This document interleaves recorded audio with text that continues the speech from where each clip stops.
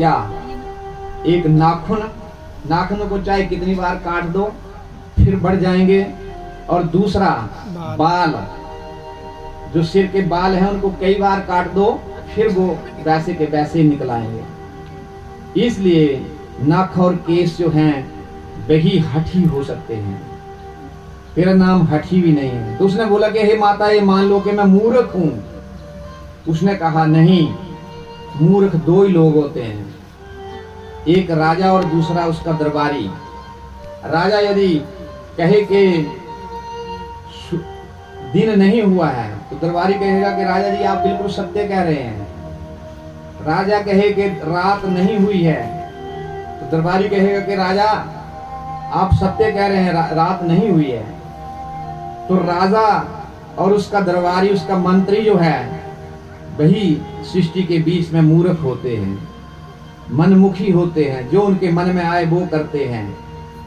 और इसलिए उनको न किसी के धर्म से कुछ लेना है, न किसी के अधर्म से कुछ लेना, न किसी के पाप से, न पुण्य से। तभी तो कहा जाता है शास्त्रों के अनुसार कि यथो राजा तपो राजा, यथो राजा तपो राजा, राजा नरक। तो शिक्षा के माध्यम से वो घमंड उसका दूर हो गया, चूर चूर हो गया।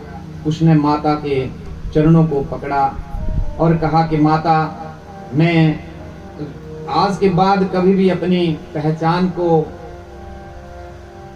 जो मुझे घमंड है उस घमंड को आपने दूर कर दिया, अभिमान अहंकार दूर कर दिया, इसलिए मुझे अब पानी पिला दो। जब माता के चरण पकड़े और अपने घमंड की बात उसने उसके सामने रखी तो माता को दया आ गई और उसने साक्षात होकर के उसे माँ शारदा सरस्वती का स्वरूप दिखा दिया। तभी तो कहते हैं कि माता उनके 9 रूप होते हैं।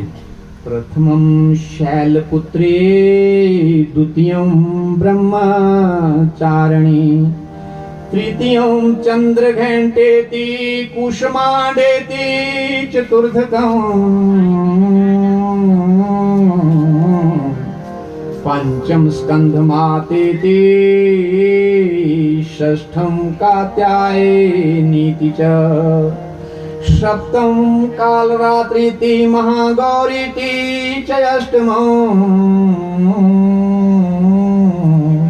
नवम सिद्धिदात्री च, नवदुर्गा प्रकीर्तिता, नवदुर्गा